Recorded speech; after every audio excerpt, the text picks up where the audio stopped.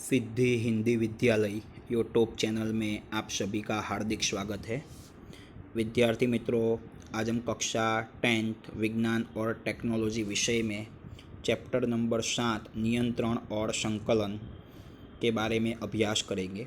आज के इस वीडियो में हम मनुष्य के तंत्रिका तंत्र के बारे में अभ्यास करेंगे। दो प्रकार के मनुष्य का तंत्रिका तंत्र दो भाग में बटा हुआ है, एक मध्यस्थ तंत्रिका तंत्र और एक परिघीय तंत्रिका तंत्र। एक मध्यस्थ तंत्रिका तंत्र और दूसरा है परिघीय तंत्रिका तंत्र। मध्यस्थ तंत्रिका तंत्र को हम CNS कहते हैं, सेंट्रल नर्वस सिस्टम, और परिघीय तंत्रिका तंत्र को हम कहते हैं PNS, peripheral nervous system. Central nervous system, peripheral nervous system. मध्यस्थ को क्या कहते हैं? CNS, और परिघीय को क्या कहते हैं? पेरिफेरल और PNS। मध्यस्थ तंत्रिका तंत्र में दो लोगों का समावेश होता है, एक मस्तिष्क और दूसरा है करोड़रज्जु।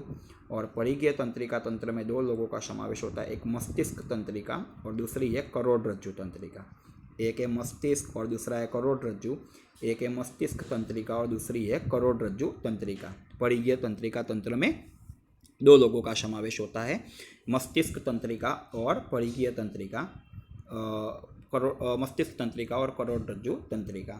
फिर तंत्रिका तंत्र के कार्य है CNS मतलब सेंट्रल नर्वस सिस्टम बाह्य पर्यावरण और शरीर के सभी भागों में से संदेश प्राप्त करता है और उनका संकलन करता है। मतलब शरीर में भी कोई घटना होती है या बाह्य वातावरण में कोई भी घटना होती है, ये दोनों संदेश कहाँ पर जाते हैं? CNS मतलब मस्तिष्क और करोड़रज्जु में, और उनका संकलन करते हैं कि क्या सही है क्या गलत है। करोड़रज्जु जो है परावर्ती क्रियाओं में जुड़ता है। मस्तिष्क शरीर का मुख्य संवादितता वाला केंद्र है। मस्तिष्क शरीर का मुख्य संवादितता वाला केंद्र है। फिर दूसरा है मस्तिष्क हमें सोचने की अनुमति देता है, सोचने की अनुमति देता है, विचार आधारित क्रिया करने के लिए प्रेरित करता है। मस्तिष्क क्या करता है? हमें सोचने की अनुमति देता है और विचार आधारित क्रिया करने के लिए प्रेरित करता है। परिघीय तंत्रिका तंत्र, मध्यस्थ तंत्रिका तंत्र और शरीर के सभी अंगों के बीच सेतु का सर्जन करता है। ये जो परिघीय तंत्रिका तंत्र है जिसमें तंत्रिकाएं होती है, वो मध्यस्थ तंत्रिका तंत्र और शरीर के अंगों के बीच सेतु का सर्जन करता है, मतलब मीडिएटर बनता है। कौन सा? परिघीय तंत्रिका तंत्र मध्यस्थ तंत्रिका तंत्र और शरीर के सभी अंगों के बीच में सेतु का सर्जन करता है, मतलब एक प्रकार का मीडिएटर बनता है। और CNS बाह्य पर्यावरण और शरीर के सभी भागों में से संदेश प्राप्त करते हैं, उनका संकलन करते हैं। करोड़रज्जु जो है परावर्ती क्रिया में जुड़ता है। मस्तिष्क है शरीर का मुख्य संवादितता वाला केंद्र है।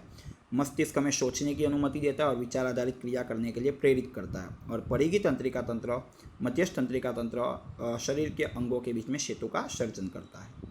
फिर मस्तिष्क, मस्तिष्क के मुख्य 3 भाग है, एक अग्र मस्तिष्क, दूसरा है मध्य मस्तिष्क और तीसरा है पश्चिम मस्तिष्क। अग्र मस्तिष्क, मध्य मस्तिष्क और पश्चिम मस्तिष्क मस्तिष्क के मुख्य 3 भाग है।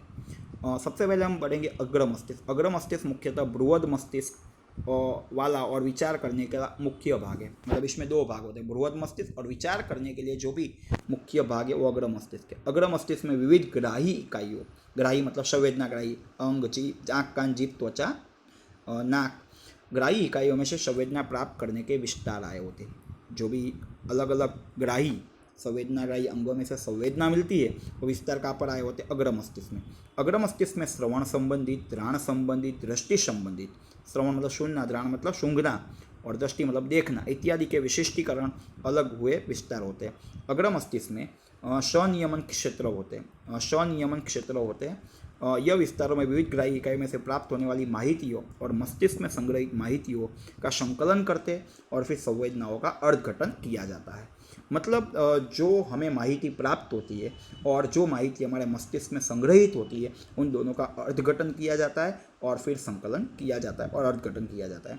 फिर माहितियों के अर्धघटन के बाद किस प्रकार प्रतिचार देना है उसके लिए निर्णय किया जाता है। हमारे मन में कुछ माहिती संग्रह होगी, बाहर से कुछ मिलेगी, दोनों का मस्तिष्क संकलन करेगा, फिर कौन से प्रकार का प्रतिचार देना है उसका निर्णय किया जाता है। अग्र मस्तिष्क में ऐच्छिक पेशी, जब हमारी इच्छा अनुसार चले वैसी पेशियों के हलन चलन की नियंत्रण वाले केंद्र भी आए होते हैं। अग्र मस्तिष्क में अलग अलग भाग के रूप में भूख संबंधित केंद्र होते हैं। भूख संबंधित, हमें भूख लगी वो हमें कैसे पता चलेगा? अग्र मस्तिष्क में से।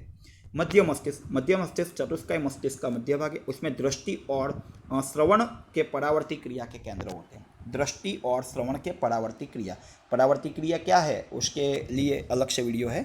अचानक कोई भी क्रिया हो जाती है, हम सोचे बिना समझे डायरेक्ट फटाफट निर्णय ले लेते हैं, उसके हम परावर्ती क्रिया का नाम दे सकते हैं। अचानक आँख में जाना और हमारी आँख की छोटी हो जाना, सुनने के बाद हम मतलब कुछ झटका लगना, तो वो ये परावर्ती क्रिया है। फिर पश्च मस्तिष्क। पश्च मस्तिष्क के भाग से तो लंब मज्जा और अनुमस्तिष्क अनिच्छिक क्रिया, जैसे कि इच्छा नहीं हो फिर भी करनी पड़ती है, रुधिर दाब है, लारस का स्त्राव, उल्टी होना इत्यादि लंब मज्जा द्वारा नियंत्रित होती है। ये सभी क्रिया ऐसी है जिसे हमें नहीं करना हो फिर भी हो जाती है। अनुमस्तिष्क ऐच्छिक क्रियाओं की कार्यक्षमता और शरीर की समस्थिति और संतुलन के लिए जिम्मेदार है। इच्छिक मतलब हमारी इच्छा अनुसार जो भी क्रिया होती है उसकी कार्यक्षमता और शरीर की समस्थिति, शरीर को बनाए रखने का, हम नाचते नाचते गिर नहीं जाते, तो उसके लिए जिम्मेदार कौन है? पश्च मस्तिष्क में अनुमस्तिष्क है। फिर मध्यस्थ तंत्रिका तंत्र किस प्रकार लक्षित? मध्यस्थ तंत्रिका तंत्र में दो भाग, मस्तिष्क और करोड़रज्जु। मस्तिष्क विविध क्रियाओं के लिए अत्यंत महत्वपूर्ण नाजुक है, इसलिए इसका सावधानीपूर्वक रक्षण जरूरी है। मस्तिष्क का रक्षण होता है मस्तक में, बराबर, और मस्तक अस्थियों की बनी पेटी है। रक्षण का होता है मस्तक में, और मस्तक अस्थियों की बनी पेटी है। मस्तक के अंदर मस्तिष्क की चारों ओर मस्तिष्क आवरण होता है, मस्तिष्क होता है उसके चारों ओर मस्तिष्क आवरण होता है। मस्तिष्क आवरणों के बीच मस्तिष्क मेरुजल भरा होता है, जो मस्तिष्क को लगने वाले झटकों से रक्षण देता है। करोड़रज्जु किससे रक्षित है? करोड़ स्तंभ से। करोड़ स्तंभ सख्त अस्थिमय रचना है, दोनों अस्थि ही है, अस्थिमय रचना ही है, मतलब मस्तिष्क का रक्षण मस्तक में होता है और करोड़रज्जु का रक्षण करोड़ स्तंभ में होता है। तंत्रिका उत्तक का कार्य। तंत्रिका उत्तक संवेदी अंगों द्वारा संवेदना प्राप्त करते हैं। ये संवेदना का करोड़रज्जु द्वारा मस्तिष्क में भेजी जाती है। मस्तिष्क में ये माहिती का अर्धघटन होता है और माहिती के अनुरूप निर्णय तैयार होता है, वो इस निर्णय को प्रतिचारक अंग तक पहुंचाते हैं। कौन? तंत्रिका उत्तक।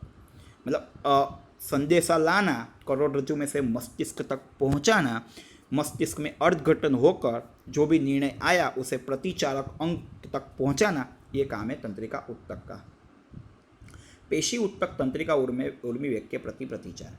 जब उर्मी वेग पेशी तक पहुंचता है तो पेशी तंतु का हलन चलन होता है, मतलब कोई संवेदना पहुंचती है, पेशी तंतु का हलन चलन होता है। कोशिकीय स्तर पर हलन चलन की शुरुआत होती है और पेशी कोशिका उसका आकार बदल देती है और छोटी हो जाती है, जिसके कारण हलन चलन करती है। पेशी कोशिका में विशिष्ट प्रकार का प्रोटीन होता है, जिसके कारण उनके आकार और उनकी व्यवस्था में परिवर्तन कोशिका में तंत्रिका के अनुरूप विजावेग की प्रतिक्रिया के स्वरूप में होता है। क्या हुआ? कोशिका में विशिष्ट प्रकार का प्रोटीन होता है, जिसके कारण उनके आकार और उनकी व्यवस्था में अनुरूप कोशिका में तंत्रिका के अनुरूप विजावेग की प्रतिक्रिया के स्वरूप में होता है। प्रोटीन की नई व्यवस्था पेशियों को नया आकार देती है। इस प्रकार पेशी उत्तक तंत्रिका उर्मी वेग के प्रतिचार के रूप में हलन चलन करती है। मतलब तंत्रिका का उर्मी वेग होगा, उसके प्रति प्रतिचार में क्या होगा? पेशी उत्तक हलन चलन करती है। धन्यवाद विद्यार्थी मित्रों। यदि ये वीडियो आपको पसंद आया हो तो इस वीडियो को लाइक कीजिएगा, अपने मित्रों को शेयर कीजिएगा और इस सिद्धि हिंदी विद्यालय यूट्यूब चैनल को सब्सक्राइब जरूर कीजिएगा, ताकि आने वाले वीडियो का नोटिफिकेशन आपको जल्द से जल्द मिल सके। धन्यवाद।